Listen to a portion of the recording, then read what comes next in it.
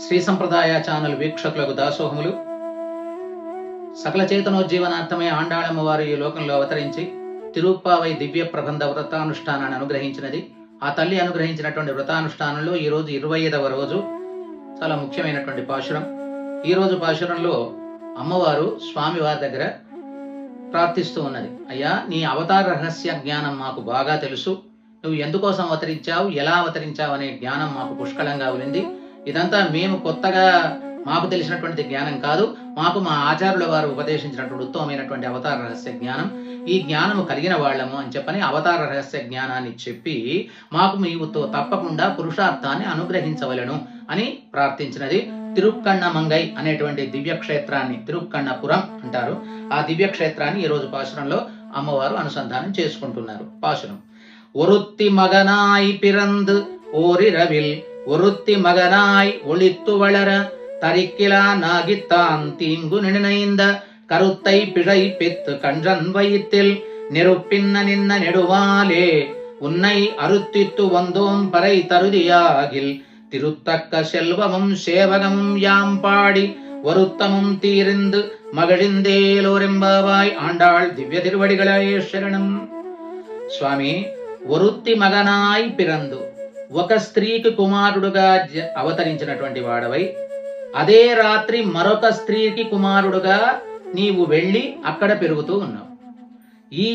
అట్లా అయినప్పటికీ కూడా నీవు తరిక్కిలా నాగిత్తాన్ తీంగున నయింద, అదా చాటుమాటుగా పెరుగుతున్నప్పటికి కూడా తాను ఓర్వలేని వాడై కంసుడనేటువంటి దుష్ట రాక్షసుడు తాన్ తీంగుననయంద, నీకు ద్రోహము చేయ తలపెట్టినటువంటి వాడై సంకల్పించుకొని సంకల్పం చేశాడు. వాడు దుష్ట సంకల్పం చేశాడు. అంటే కృష్ణ పరమాత్మను లేకుండా చేయాలనేటువంటి సంకల్పం చేశాడు.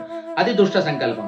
వాణి సంకల్పమే వాణ్ణి పాడు చేసేటట్లుగా నీవు నెరుపిన్న నెడుమాలే, వాణి కడుపులో కార్చిచ్చువలే ఉండేటువంటి ఓ సర్వాధికుడైనటువంటి ఓ పరమాత్మ, నీవు వాణి దుష్ట సంకల్పాన్ని వాణి కడుపులో కార్చిచ్చువలే ఉండి వాణ్ణి దహింపచేశావు తండ్రి.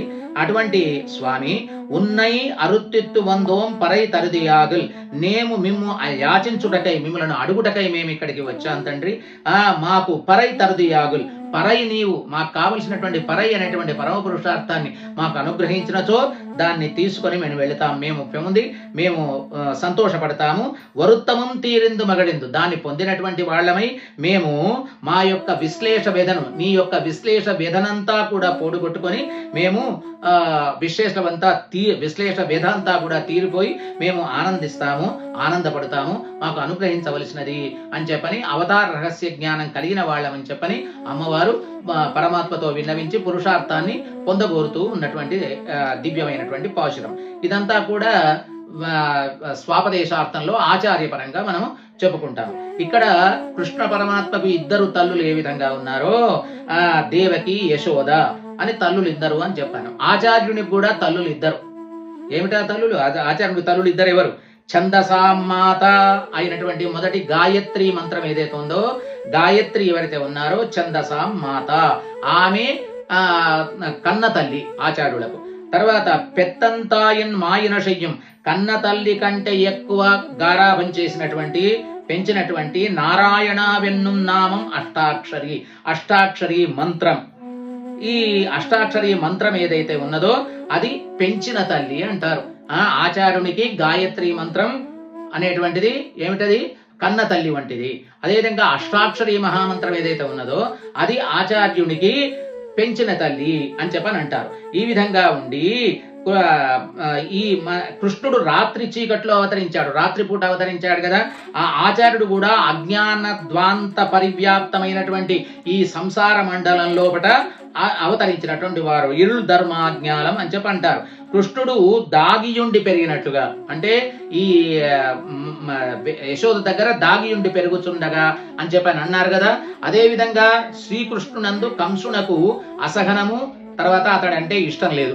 కాబట్టి అదే విధంగా రామానుజాచార్యుల వారి యొక్క గొప్పతనము చూసి యాదవ ప్రకాశుడు అనేటువంటి వాడు ఓర్వలేకపోయాడు. అతనికి అసహనం, ఆయన యొక్క పెరగడాన్ని, ఆ రామానుజుల వారి యొక్క పెంపును ఓర్వలేకపోయాడు.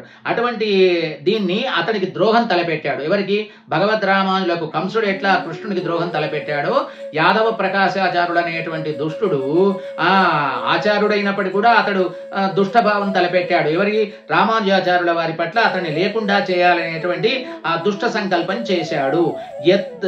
అటువంటి ఆ సంకల్పాన్ని, ఈ దుష్ట సంకల్పాన్ని కృష్ణుడు కంసుని కడుపులో చిచ్చు రూపంలో ఉండాడు కదా, కార్చిచ్చు రూపంలో ఉండాడు కదా, అట్లాగే ఆచార్యుడు పాషండ దావ దహనుడు అనేటువంటి పాషండ సాగర బడవ ముఖాగ్ని అని వలె తోచినాడు. భక్తులపై కృష్ణుడికున్న వ్యామోహం శిష్యులపై గురువునకు కూడా ఉంటుంది కదా. భక్తులకు ఏ విధంగా శిష్యులపై వ్యామోహం ఉంటుందో అదే ఆచార్యులకు పరమాత్మకు భక్తులపై ఉన్నట్టుగా శిష్యులపై ఆచార్యులకు ఉండే వ్యామోహం చాలా గొప్పది.